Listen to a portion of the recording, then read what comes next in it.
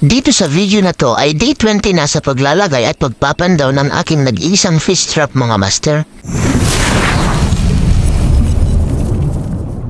Pasensya na pala kayo kung medyo malikot yung video. Hindi ko pala naset sa magandang quality yung camera ko bago ko pindutin yung record. Pero wag kayo mag-alala mga master, susubukan kong ayusin para ma-enjoy nyo yung panonood nyo. Diyan na sa tinuturo ko ay dyan ko nilagay yung fish trap ko nung day 19. Pero ngayong araw ay dito ko naisipang ilagay yung fish trap ko. Diyan lang sa tapat ng binababaan ko. Agad ko nga itong inayos yung pwesto nito para maganda yung pasukan ng isda. Titinali ko na rin ito para hindi tamayin ng agos kung sakaling lumaki ang ilog. Lagi pa man din umuulan dito tuwing hapon. Sayang naman pag ginanod. Nag-iisa lang yan eh. Dito nga ay humila ako ng isang tangkay na pinagsama-sama na tinalian sa gitna. Palamag ang tawag namin dyan sa mga kapwa ko Ilocano. Tapos itinabi ko sa fish trap ko. Kumuha na rin pala ako dito ng mga water lily tapos ilalagay sa ibabaw para may lilim yung mga isda. Kung may mahuhuli. Kinuha ko na rin pala dito yung feeds na pain ko tapos ilalagay sa loob at paligid ng fish trap para maakit yung mga isda. Ibinuhos ko na pala lahat ng feeds na natitira dahil konti na lang yan. Kung gusto mong malaman kung makakahuli ay tapusin ang buong video na to. Pero bagong lahat kung di ka pa nakasubscribe sa aking YouTube channel, baka naman.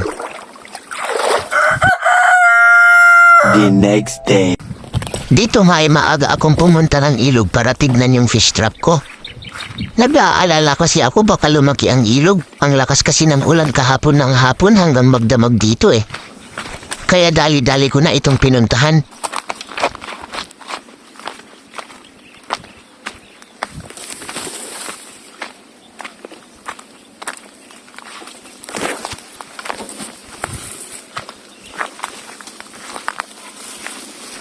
Yun, buti na lang hindi masyadong lumaki ang ilog. Lumaki naman, konti lang.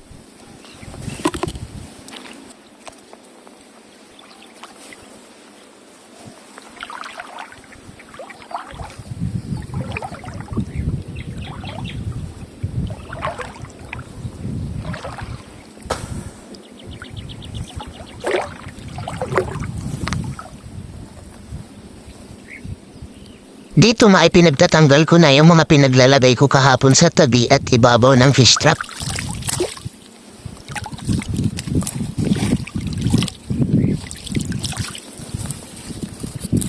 Habang tinatanggal ko nga dito yung tali ng fish trap ay wala akong nakikita na lumalangoy sa loob ng fish trap. Parang walang nahuli ah. Tara, sabay-sabay natin alamin kung may nahuli nga ba.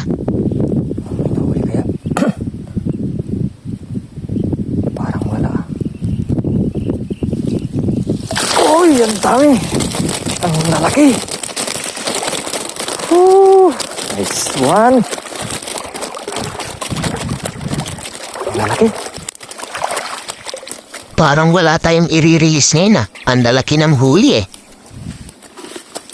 Wala tayong i-release ngayon ah. Ang lalaki.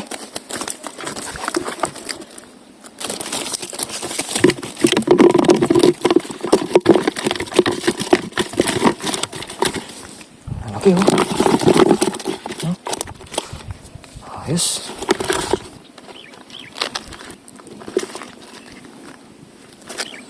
Pulahan ang lagi, oh. Kinuha ko na pala lahat ng nahuli nito dahil lahat naman ay good size. Ay, may i-release pala ako dyan, yung kohol. Ito, i-release natin. Dami, oh. Hanggang dito lang muna mga master. Maraming salamat sa panonood. Kung nagustuhan mo ang video na to ay please like, comment, and share. At mag-subscribe ka na din para mas marami pa tayong mahuli na isda. You know, fish on!